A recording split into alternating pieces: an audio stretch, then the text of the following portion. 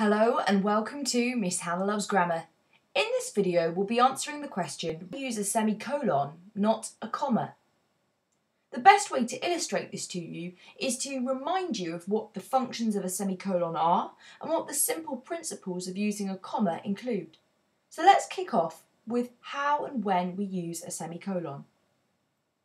The first scenario is when we're linking two independent clauses without using a conjunction. So that's words like and or but or like.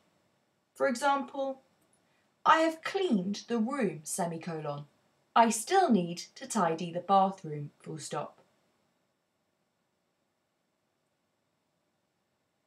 Another use of a semicolon is when you already have commas within the sentence for smaller separations or examples that you're giving. So the semicolons then show bigger separations. For example, we had a party with friends from Luton, Hertfordshire, semicolon, Birmingham, West Midlands, semicolon, and Newcastle, Northumberland. I'm giving you precise locations of exactly where each group of friends came from. And for example, Luton, Hertfordshire, I'm locating where Luton is for you, but it would be confusing if I had just a comma between Hertfordshire and Birmingham because these are separate locations. So the bigger separations are using the semicolon and the smaller separations of locating the county of where the first listed point is, like Luton, Birmingham or Newcastle, have a comma between them and their county. Now let's switch over and consider when we use a comma.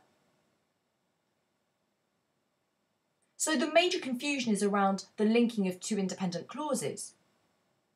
The difference is we would use a comma linking two independent clauses with conjunctions, such as and or but, for and like, to connect the two independent clauses together. We also tend to do so if there's more information provided. For example, I have cleaned every single room, but I still need to tidy the marbled and tiled ivory bathroom, full stop. I'm stating first, I've cleaned every single room.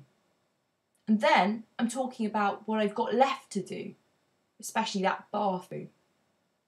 So the conjunction but is separating the two clauses, and it's almost as if a comma and a conjunction together are as strong as a semicolon. But if I'm using a semicolon, I would never need a conjunction because it's so strong without any additional help. The other thing I would say though, and it's an important thing for you to note, is that if you only have one clause, that's a verb and a subject that are linked or paired, you don't need to place a comma in front of the conjunction at all. So if I had just simply, I've cleaned the room but I still need to tidy the bathroom, I don't need a comma anywhere because it's a really short, pithy, simple sentence. I've cleaned the room but I still need to tidy the bathroom. There's one linking conjunction here. So in essence, we don't always need to use semicolon or comma. If we've got a really simple verb-subject link, we don't need to use commas in front of conjunctions either. Now it's your turn. For each of the three sentences listed below, consider if they're grammatically accurate or not. Review, if you need to, the grammatical rules we considered of when to use a semicolon and when to use a comma or not at all. Hit pause if you need thinking time. So how did you get on? I've taken the medicine, semicolon. I still need to check my next appointment date with the hospital. This is grammatically correct.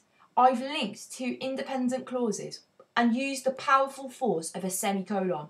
So I don't need a conjunction linking the statement that goes before the semicolon and that follows it after. We arrived last night and were exhausted. So I don't need to have any form of comma or semicolon because I'm using simply the conjunction and here to help show that there is a link between these clauses. And there isn't actually anything independent about these clauses. I need to have we arrived last night to understand what were exhausted is linked so hence why it's paired, there's no comma. Finally, we heard songs from Little Mix, Psycho Music, semicolon, the XX, XL Recordings, semicolon, and Bastille, Virgin Records. This is also correct. What we can see is that we've separated out the artist from their record label. And I've listed that 3 times over. So when I'm doing that, what I'm proving to whoever's reading is I know the artist and their record label. It's important that I put the artist first with the comma and then their record label, and then I'm separating each in its entirety, like Little Mix and Psycho Music together, with then a semicolon between that and the XX and XL Recordings. In essence, it's important we do know how to use a semicolon and a comma and not mix the uses up. But if we've used each of those functions of a semicolon and a colon appropriately, it makes our work and our thinking clear, it makes our ideas confident, and more than anything, it means anyone can follow what we're trying to say.